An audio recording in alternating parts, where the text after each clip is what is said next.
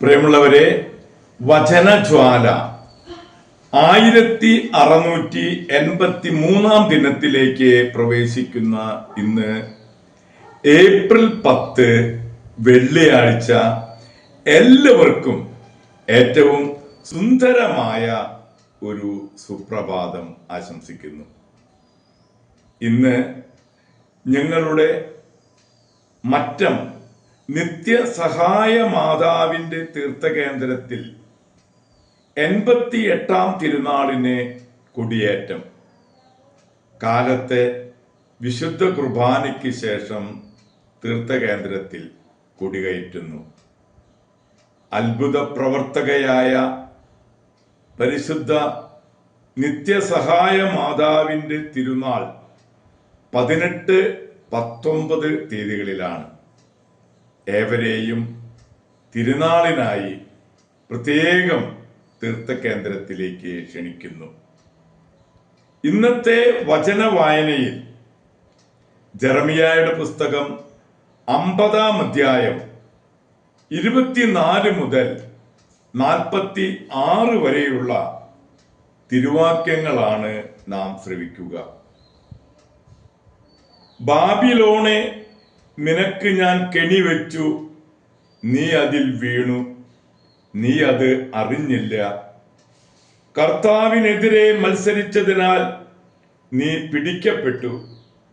കർത്താവ് ആയുധപ്പുര തുറന്ന് ക്രോധത്തിന്റെ ആയുധങ്ങൾ പുറത്തെടുത്തു. സൈന്യങ്ങളുടെ ദൈവമായ കർത്താവിന് കൽദായരുടെ നാട്ടിൽ ഒരു കർമ്മം അനുഷ്ഠിക്കാനുണ്ട്. 4 ദിക്കിൽ നിന്നും അവൾക്കെതിരെ വന്ന് അവളുടെ അറപ്പുരകൾ തുറക്കുവിൻ. അവളെ നിശേഷം നശിപ്പിച്ച് ധാന്യക്കൂമ്പാരം പോലെ കൂട്ടുവിൻ. ഒന്നും അവശേഷിക്കരുത്. അവളുടെ കാളകളെ കൊന്നൊടുക്കുവിൻ. അവ അറവുശാലകളിലേക്ക് പോകട്ടെ. അവർക്ക് ദുരിതം. അവരുടെ ദിനം വന്നു കഴിഞ്ഞു, ശിക്ഷയുടെ മുഹൂർത്തം. നമ്മുടെ ദൈവമായ കർത്താവിന്റെ പ്രതികാരം സിയോനിൽ വിളംബരം ചെയ്യാൻ അവർ ബാബിലോണിൽ നിന്ന് ഇതാ ഓടുന്നു.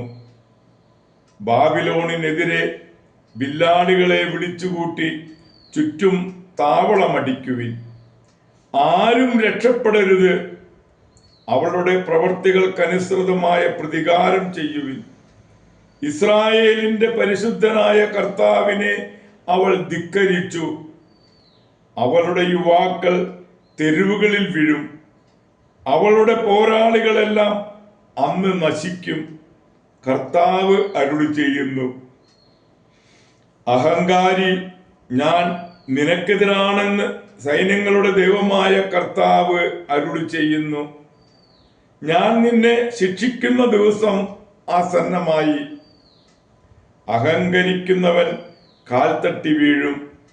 അവനെ എഴുന്നേൽപ്പിക്കാൻ ആരും ഉണ്ടാവുകയില്ല. അവന്റെ നഗരങ്ങൾക്ക് ഞാൻ തീ വയ്ക്കും. അത് ചുറ്റുമുള്ളവയെ വിഴുങ്ങും.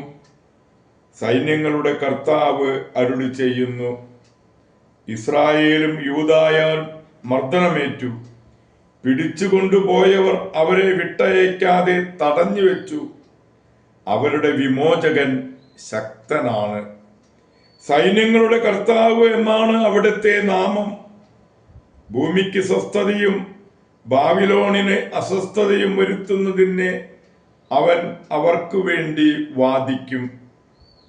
കൽദായരുടെ മേൽ, ബാബിലോൺ നിവാസികളുടെ മേൽ, അവരുടെ രാജാക്കന്മാരുടെയും ജ്ഞാനികളുടെയും മേൽ ഇതാ ഒരു വാൾ. ശകുനക്കാരുടെ മേൽ വാൾ, അവർ വിഡ്ഢികളാകും. യോദ്ധാക്കളുടെ മേൽ വാൾ, അവർ നിർമൂലമാകും.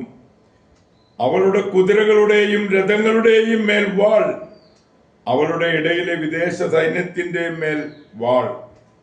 അവർ അബലകളെ പോലെയാകും.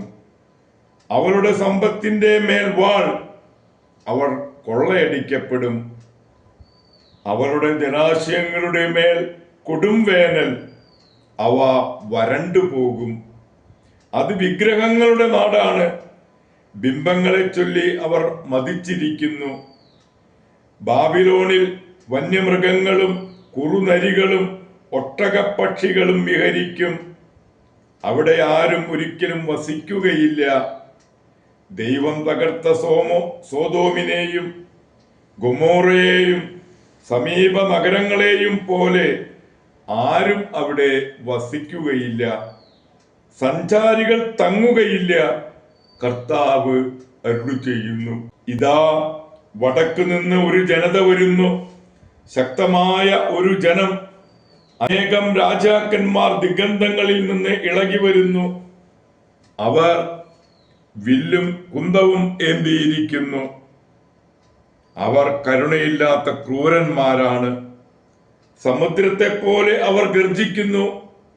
ബാബിലോൺ പുത്രി, പോരാളിയെപ്പോലെ പടക്കോപ്പണിഞ്ഞ് അവർ നിനക്കെതിരെ കുതിരപ്പുറത്ത് വരുന്നു. ബാബിലോൺ രാജാവ് ഈ വാർത്ത കേട്ടു. അവന്റെ കരങ്ങൾ കുഴഞ്ഞു.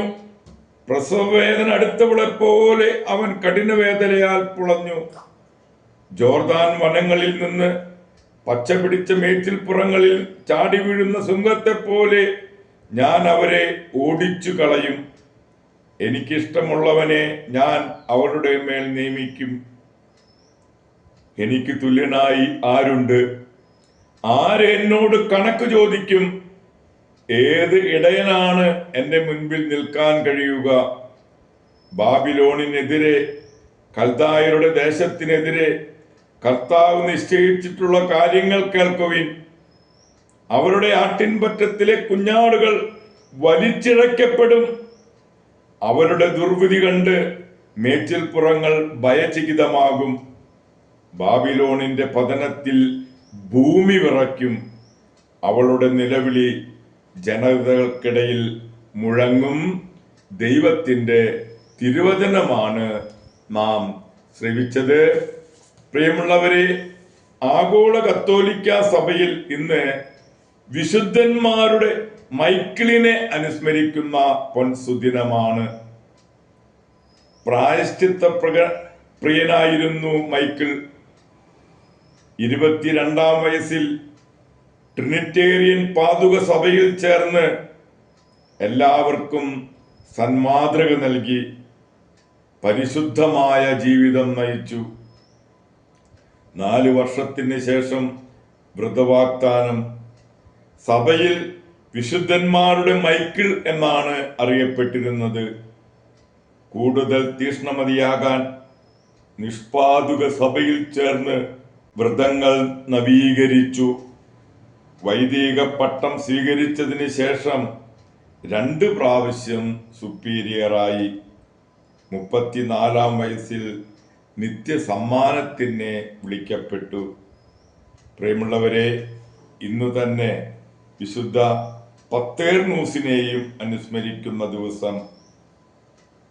ഇരുവരുടെയും, വിശുദ്ധന്മാരുടെ മൈക്കിളിന്റെയും വിശുദ്ധ പത്തേർനൂസിന്റെയും മാധ്യസ്ഥം യാചിച്ച് ഇന്നത്തെ ഈ നല്ല ദിവസത്തിലേക്ക് നമുക്ക് പ്രവേശിക്കാം. എല്ലാവർക്കും നല്ല ഒരു വെള്ളിയാഴ്ച ദിവസം ആശംസിക്കുന്നു. ദൈവം നമ്മെ ഓരോരുത്തരെയും സമൃദ്ധമായി അനുഗ്രഹിക്കട്ടെ.